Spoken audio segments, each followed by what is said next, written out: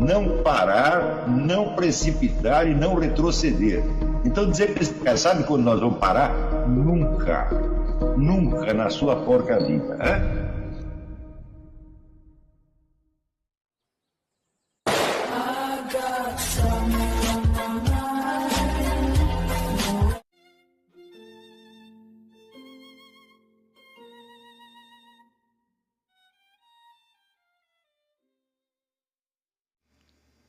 E aí pessoal, tranquilo? Então vem aqui antes do vídeo começar, pedir para vocês se inscreverem, quem não for inscrito, compartilhar, curtir, comentar.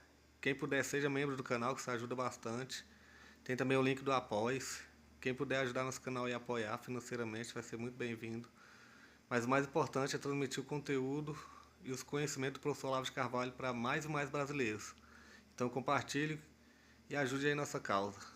Muito obrigado a todos os membros, apoiadores do canal. Fico muito feliz. Tenho certeza que a gente está no caminho certo.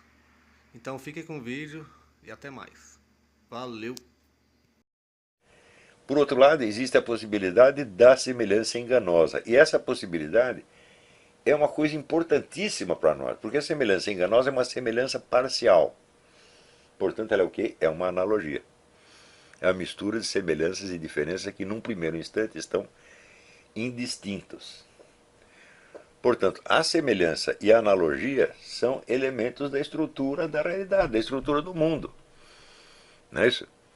Inclusive, a semelhança, veja, que você tem com você mesmo.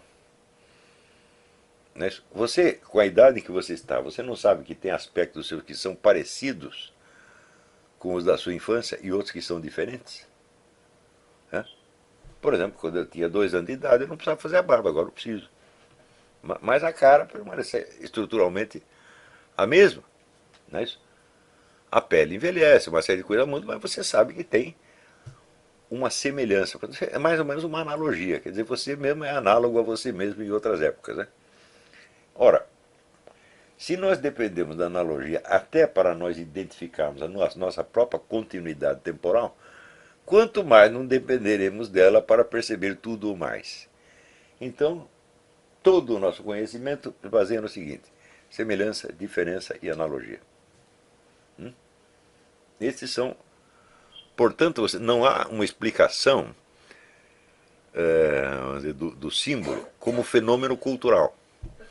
O símbolo jamais poderia se tornar um fenômeno cultural se antes disso ele não fosse uma das formas da semelhança e da analogia, tal como aparece na própria estrutura da realidade, sem a qual ela não poderia existir de maneira alguma. Tá certo?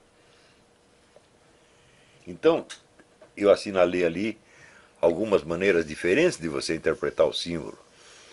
Que uns interpretam o símbolo como uma expressão da nossa psique, outro como expressão da cultura, outros como expressão de uma revelação sobrenatural. Eu digo, mas todos eles, nenhum deles está dizendo o que é o símbolo. Né? Está dizendo apenas de que o símbolo é símbolo, o que ele simboliza. Tudo isso pode estar certo, pode estar errado, mas eu acho que em todos esses casos faltou um exame da própria natureza do símbolo. Então, eu digo, o símbolo, como uma variante analógica da semelhança, é um constitutivo da própria estrutura da realidade e não tem como não ser assim. Ora, isto destrói imediatamente a ideia kantiana de que a unidade das coisas, e portanto a unidade do mundo, é uma construção da nossa mente. Porque eu digo, que raio de coisa é a nossa mente? Você também a conhece instantaneamente toda de uma vez? Também não, né? Você sabe que as suas ideias, seus sentimentos, seus estados vão e vêm. E você percebe alguma continuidade e alguma descontinuidade por baixo de tudo isso. Tá certo? Portanto, a sua mente não é uma forma dada de uma vez para sempre que você possa conhecer no todo e que tenha em si uma unidade suficiente para ela unificar a multidão infinita das percepções que chegam para você. Então não existe essa história que o mundo é caótico, é um farelo de impressões que a nossa mente unifica. Não é isso? A nossa própria mente também é um farelo de impressões. Aliás, David Hume mostra isso muitíssimo bem. Tá certo? Você tirar dos exames do Hume uma conclusão séptica como é que se diz, jump to conclusions. É isso? Mas os exames que o Hume faz de caso por caso, em geral, são bem eficientes e mostra que nós não nos conhecemos a nós mesmos, não conhecemos a nossa própria mente, melhor do que nós conhecemos, sei lá, um ovo de galinha ou um muro que está na nossa frente. Tá certo? Nos dois casos existe uma tensão entre unidade e variedade, tá certo? Entre permanência e mudança, entre semelhança, diferença, analogia. Em todos esses casos existe a mesma coisa. Nós não somos diferentes dos outros objetos do mundo sob esse aspecto. Né? Ora, o fato é que esta premissa kantiana de que o ser humano é o único fator unificante da imagem do mundo é o que está na base, vamos dizer, de todo o relativismo, tá certo? E de toda essa ideia atual da diversidade. Não é isso? Quer dizer, se só o ser humano é o fator unificador, isso quer dizer que nada do que conhecemos reflete o que as coisas são em si mesmas. Portanto, são tudo produtos da nossa mente. Nós podemos conversar uns com os outros e comparar o que eu percebo com o que você percebe, com o que o fulano percebe, etc, etc. Mas, em nenhum desses casos, haverá diante de nós um objeto que seja o juiz das nossas percepções. Né? Então, é como se você dissesse, bom, se você vê um elefante com asas, não há nenhum elefante para informar você, eu não tenho asa nenhuma. Não é isso?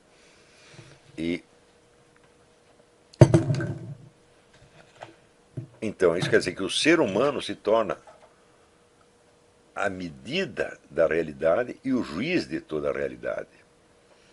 Tá certo? Sem que haja sequer uma realidade que possa limitá-lo nesse sentido. Então, é claro que daí toda certeza, possibilidade de certeza desapareceu e só o que resta é nós aprendermos a conviver com as nossas diferenças.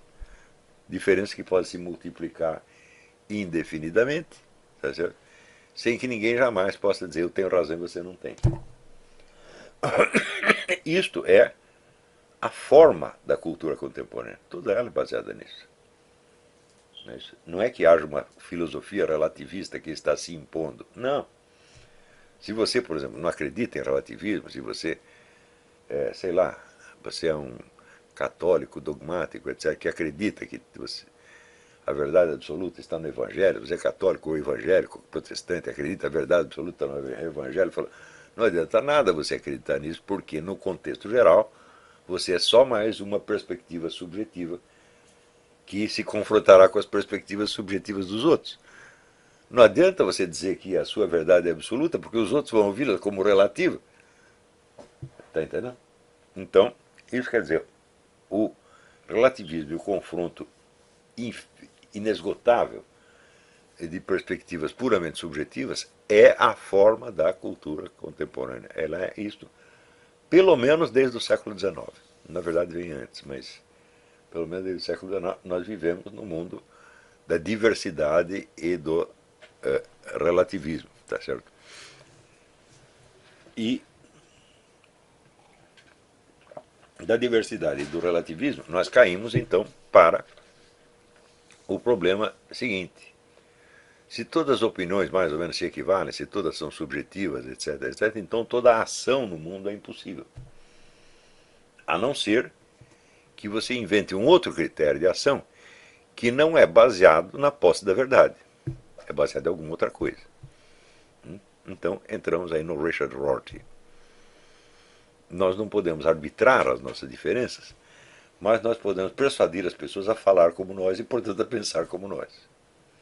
Você não vai provar nada, mesmo para você as suas ideias vão continuar tão relativas quanto antes, mas você conseguiu impô-las aos outros através da persuasão, da propaganda, da repetição, etc, etc.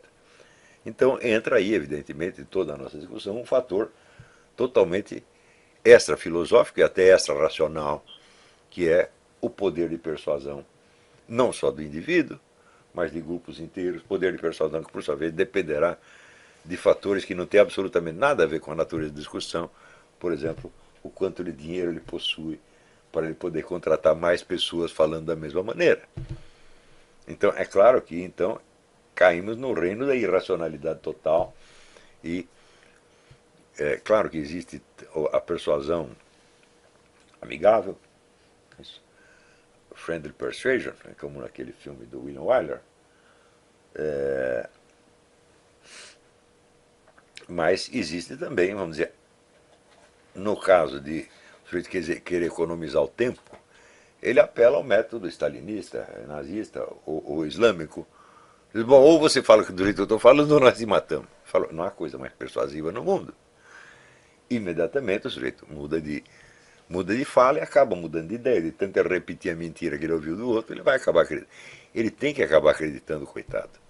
Por quê? Porque ninguém aguenta viver permanentemente num estado de divisão. Estou falando uma coisa, estou vendo outra. Em geral, quando você vive assim durante um tempo, ou você desiste de ver, ou você desiste de falar. Não é isso? Então, em geral, as pessoas desistem de ver.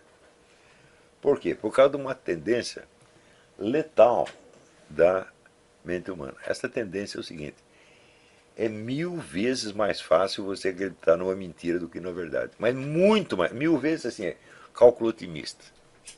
Por quê? A mentira foi você que inventou. Não precisa de nenhum fator externo para você acreditar numa mentira. Basta você querer, pensá-la e querer. Agora, a verdade depende de um conhecimento de uma coisa que não é você, que está fora de você. Né? E, portanto, o conhecimento da verdade já sai da esfera da sua mecânica subjetiva. E precisa de interferência de um outro elemento. Portanto, é mais difícil. Tá certo? A mentira é só inventá-la e pensá-la e continuar repetindo. Então, quando Aristóteles diz é natural no ser humano o desejo de conhecer, portanto, o desejo de conhecer a verdade, ele está dizendo que o conhecimento da verdade é natural no ser humano. Eu digo, de fato, ele é natural, tanto quanto a mentira, só que a mentira é mais fácil. Tá certo? Portanto, a afirmação de Aristóteles que todos os homens, por natureza, desejam conhecer, não deve ser interpretada no sentido quantitativo, quer dizer, cada homem individualmente. Está na natureza humana o desejo de conhecer, mas ele se manifesta nos vários indivíduos de maneira diferente, e uma delas é a mentira. A mentira é uma expressão do desejo de conhecer, só que limitado às possibilidades mais fáceis e mais corriqueiras da mente humana. Que é o pensar. Quando a pessoa fala de pensar, morrer um burro, eu digo, sim, todo mundo pensa, um gato pensa, talvez uma formiga pense.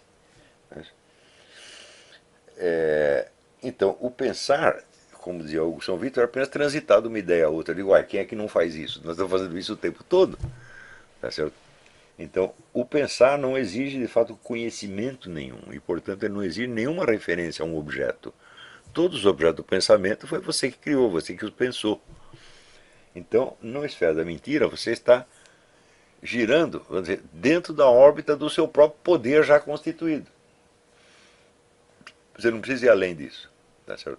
Então, é por isso que, em geral, a mentira é mais persuasiva do que a verdade. Para o sujeito diz uma mentira, para acreditar na mentira, basta que alguém a diga.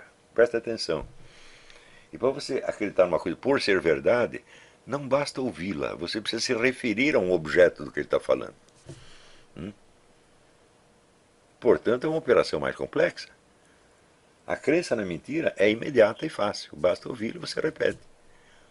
Então, você gosta daquilo, aquilo lhe parece, é o famoso verossímil, parece verdade, mas se você começa a se guiar pelo verossímil, logo você perde totalmente a referência do que é verdade, porque você entra na sua mecânica interna e simplesmente deixa esse mecanismo funcionar por si mesmo.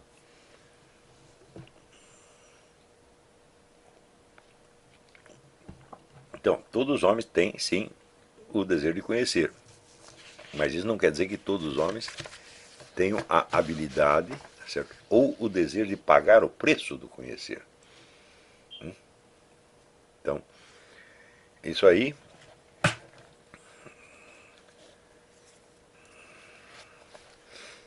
é como você dizer, você conhece algum homem que não queira dinheiro? Até o monge quer dinheiro, ele quer dinheiro para o monastério. Estava lá agora mesmo na missa, o padre, que é um santo homem, estava lá pedindo dinheiro para quem? Não para ele não quer dinheiro, mas quer dinheiro para a igreja. Então, bom, todo mundo quer dinheiro. Agora, todo mundo está disposto a fazer o esforço necessário para conquistar dinheiro? Eu, por exemplo, não estou. Né? Se eu começo a ler esse negócio, por exemplo, de investimento, ou coisa de finanças e tal, me dá uma preguiça que não acaba mais. Tá certo? Então, o meu desejo de ganhar dinheiro é um desejo hipotético. Não é isso? Como o da maior parte das pessoas. E o desejo de conhecer a verdade também, meu filho. Né? Você querer conquistar o dinheiro, ficar milionário, bom, quem não quer? Todo mundo quer, mas é tudo hipotético. Agora, para os caras não é hipotético, é a verdade da vida deles. Com a verdade, a mesma coisa. Todo mundo quer conhecê-la, mas alguns aceitam pagar o preço, porque a verdade, por algum motivo, se tornou importante para eles. Ao passo que para outros se tornou só um dos elementos convenientes, não é isso? Então, como dizia o Machado de Assis, a mentira é absolutamente necessária, a verdade é apenas conveniente. Não é isso?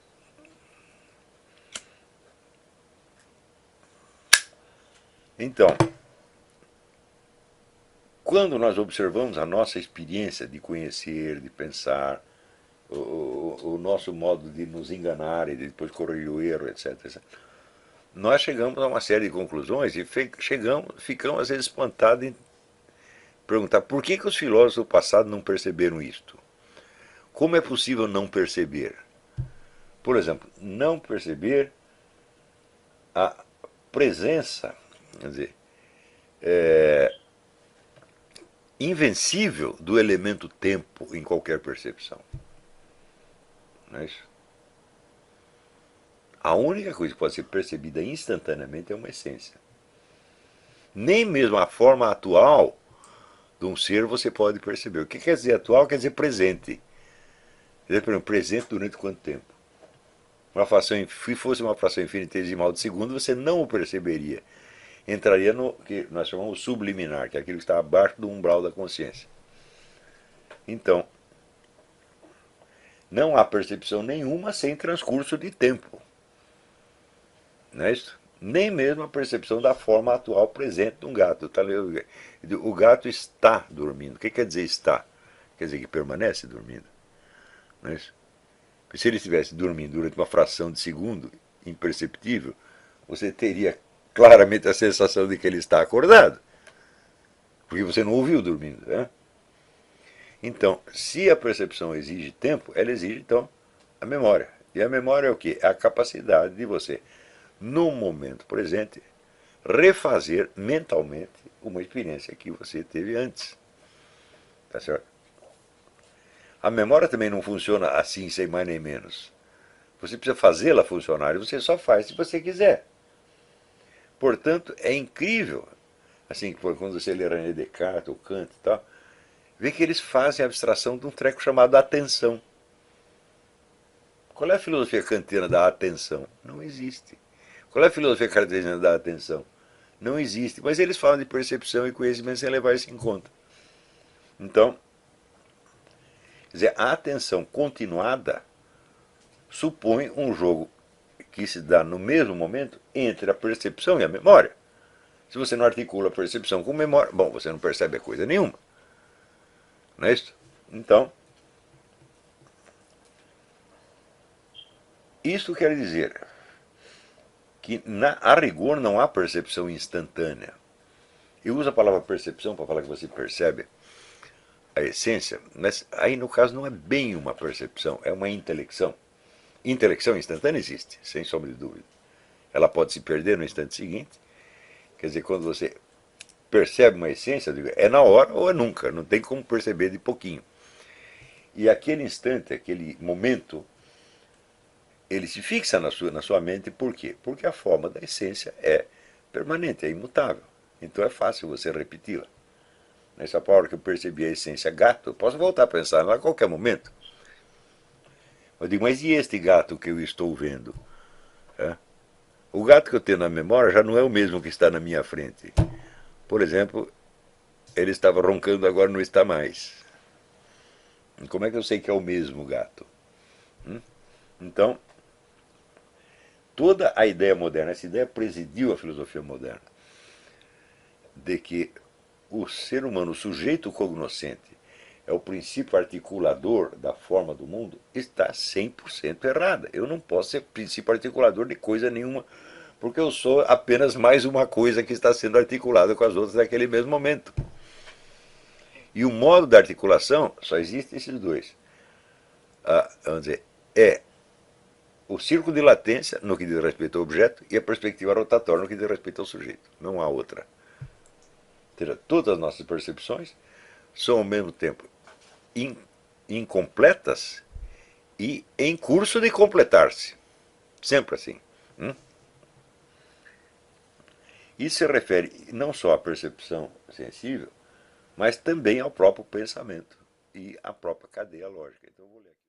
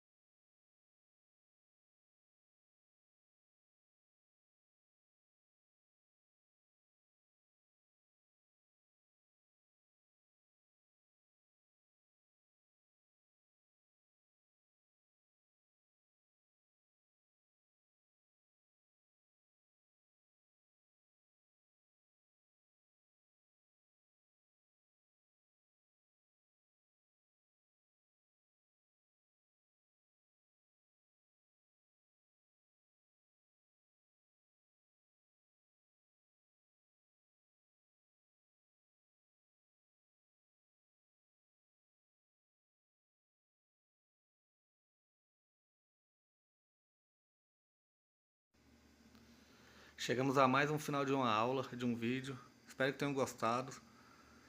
Quem não se inscreveu ainda, se inscreva, compartilhe, comente. Ajude o nosso canal, apoie, seja membro. E ajude o nosso canal a chegar a cada dia a mais brasileiros que precisam muito do conhecimento do professor Olavo de Carvalho. Então é isso aí, fique com Deus, até o próximo. Valeu! Então é isso aí, pessoal. Que é o nosso canal. Que são alguns livros que eu já li. A maioria foi doação, mas alguns eu adquiri, professor Olavo de Carvalho. Alguns livros se perderam aí que eu emprestei. Professor Alexandre Costa. A Bíblia Sagrada. 10 lições sobre Karl Marx. Indico a não ler esse livro, que é muito ruim mesmo. Alguns pensadores aqui que realmente, como o professor Olavo de Carvalho disse, não são pensadores. Valeu, tamo junto aí. Apoie nosso canal, seja membro.